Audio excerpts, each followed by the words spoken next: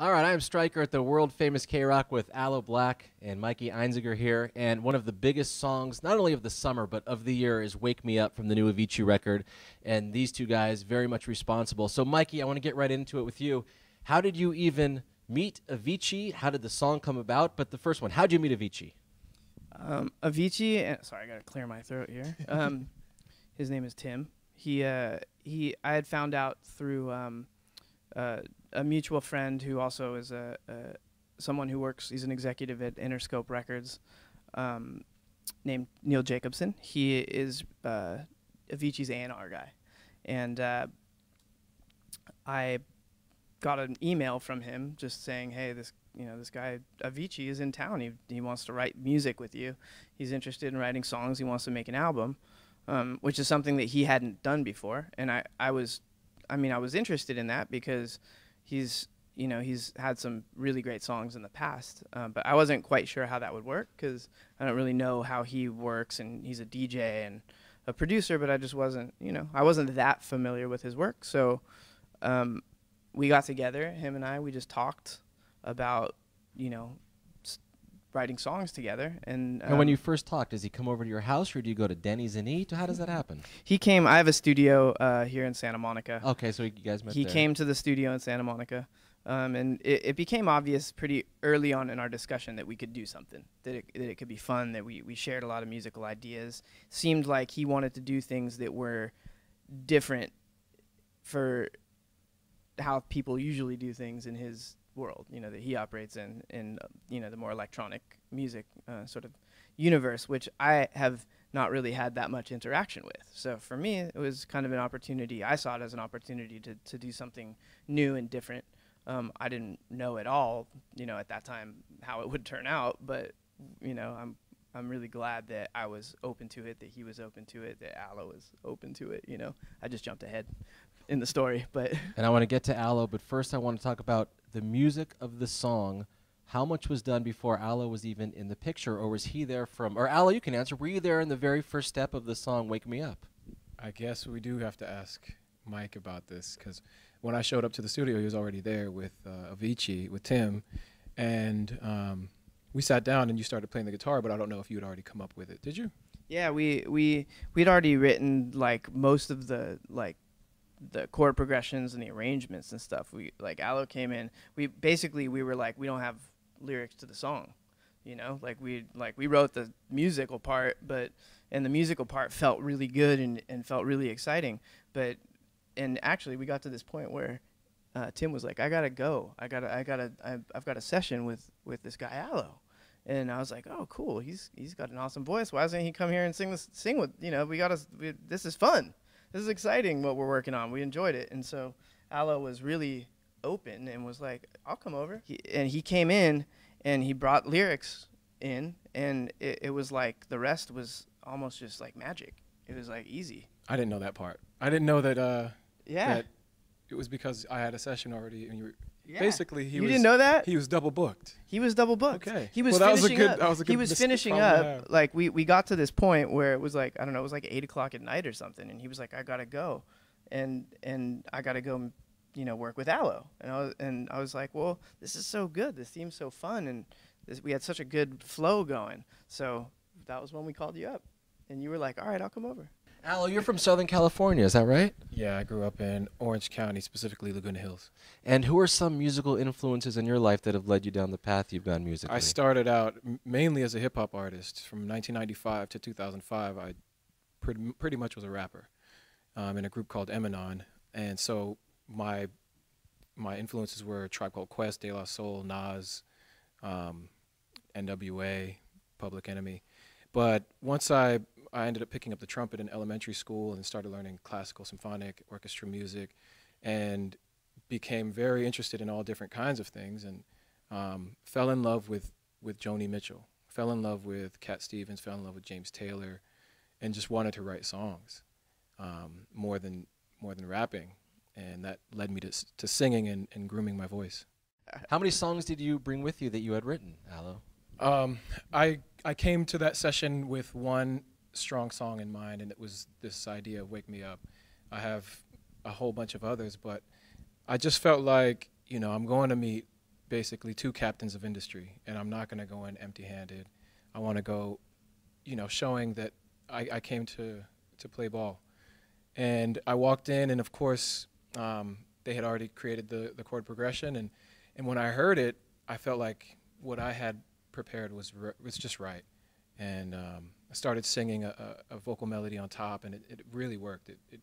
I felt like it was magical immediately, but then when we finally put it down and recorded it, right? You know, Mike was in there on Pro Tools recording his guitar, and then I went in the booth and he recorded me on the Pro Tools, and it just felt amazing.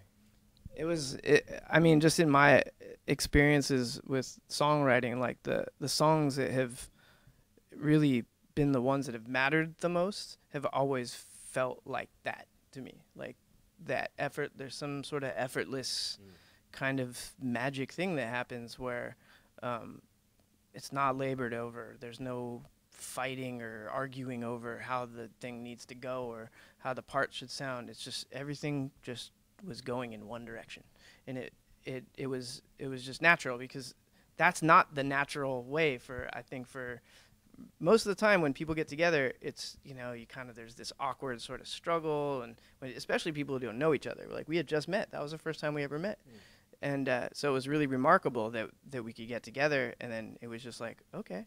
It worked out just well, because you know, I had Wake Me Up When It's All Over, When I'm Wiser and I'm Older lyric written, and then I just mentioned to Mike, you know, I've got this other lyric, I'm not sure if it works, and that was all this time I've been finding myself, didn't know I was lost.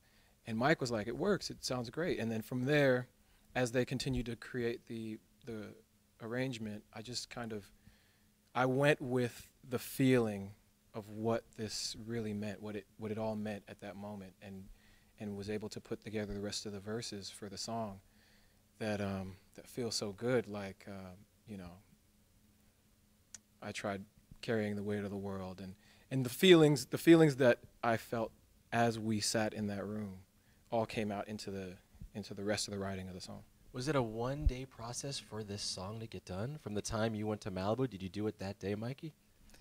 Yeah, pretty much. I think I was home by midnight. Really? Yeah.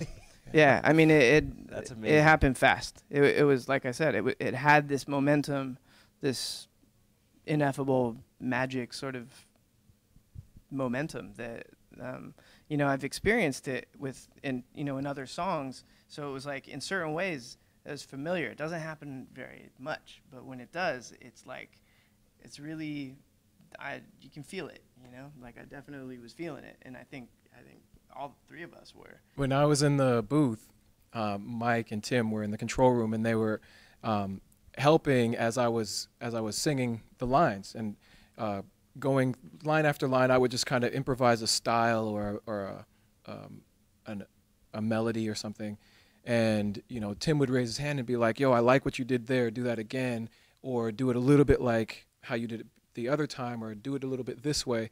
And he has a really particular point of view when it comes to what the sound should be, you know, and ultimately what you hear me doing in the recording is in large part due to, you know, him as a producer deciding that take is the right one. We're going to put that there, put this here. And as a producer, you know, he's the one who's choosing. I want this artist to sing with this musician and to this guy to write this part. And so I think it's just a magical combination when we all three came together. When you put a song together with your band, there's a lot of people in the room. This time it started with just you and Avicii, and then Aloe comes in. How was it different working with specifically Avicii, Tim? Well, you know, Tim is, just like Aloe said, Tim has got like really strong ideas about what he likes, you know, what he doesn't like. That's the most important thing, really, is having your own vision for something. If you're in a room full of people that don't really, like, I don't know. If people don't know what they want to do, you don't really get very far. So just being in a room with you know, someone who, like myself, because I have really strong opinions about music. When I get in a room with anyone, no matter who it is, if we're playing something together, I'm gonna have a feeling about it. If I like it, if I don't like it, what I think should happen, what shouldn't happen. and it was really great to be in the room with Tim. And then when Aloe came in, it was like Tim and I had spent a few hours kind of getting the track going before Aloe came over. And then when Aloe came over, it was like, it just put this whole new like paint job on it. It was like it was a whole new universe. The song became a whole new universe. And it was like, yeah, we had melodic ideas for how we thought the melodies and stuff should go. But Aloe just, his own inflection, his own style, his own character, it did something that we could never have predicted, you know. And it's effortless when you sing, by the way. It's so impressive. When you sing, it looks like it takes no effort, but you sound so good, man. Thank you. You sound so good. I have another question about Avicii. Yes. You first sit in the room. Did he say, Mikey, I want a song to sound bluesy, I want it to sound rock? What direction did he give you for the song Wake Me Up? Well, we didn't sit down and discuss a specific direction for that song individually. Okay. We had discussed sort of on a big picture level the idea of writing songs that were timeless. Just the idea that they wouldn't sound like they were written in 2013 specifically, that they would sound like they could exist in any time, even though they'd have certain characteristics that were indicative of, you know, Avicii or maybe of me. When we first started working on the song, you know, you can talk about music for hours and hours and hours and hours, but when you actually do it, that's a whole different thing, you know, like sitting down and actually bringing something into this world, like bringing a new piece of music into this world. It kind of defies whatever it is that you were talking about, you know, like that's kind of a whole different thing. So we had discussions about, you know, these ideas of timeless music and country folk sort of elements and things like that. But actually at the time, I had been making a lot of music with my fiance, Anne-Marie Simpson, who is sitting over there. She grew up with bluegrass music, and I didn't grow up with that music, but during that period of time, she was teaching me a lot about that music, and I was playing some of those traditional bluegrass songs with her. And so when Tim and I first got together, I think a little bit of that kind of spilled over into the song. Like, so there's always the woman behind the man. she's Thanks, Anne-Marie. So yeah, we that definitely influenced the musical style of the song for sure. And it just so happened that was in line with also where Tim's head was kind of at that particular time. But then, you know, bringing Aloe's voice into the picture was like that. I didn't know that was going to happen at all. And when it did, it was like, it was just immediately, it was like, wow, like this has found its home, you know, like this piece of music found its proper place in the world, you know. Aloe, you're part of a song and an album that is huge, just huge. And what were your hopes or thoughts when the song was done? What do you think? Oh, that was fun. I got to meet Mikey. I work with Mikey. We have a good relationship now. Now I know Avicii. Maybe I can do some more work. What do you think when you were done compared to what's happened to now? When I was done, I really felt like we had created something that was awesome and timeless, like you were saying. I mean, I have a saying that the problem with contemporary music is that it's contemporary. And my goal is to always make timeless music. If I can be in the Songwriters Hall of Fame, that's where I'm trying to get. And I figured every chance that I swing the bat is another statistic in my batting average. So I got to swing hard and knock it out the park. I felt like it could be a big song if all of the stars align. There's a lot that goes behind music business to make things work. And I just felt like, well, it seems like Avicii has the right team to make that happen, the right label. And in particular, this time right now in the US and in Europe and around the world, dance music is very popular. So it should have at least, you know, it may make a blip in the spectrum, but obviously it did more than that. What else do you have your hands on right now? Because I know you're doing a lot of different things, producing, playing on people's albums. What's going on?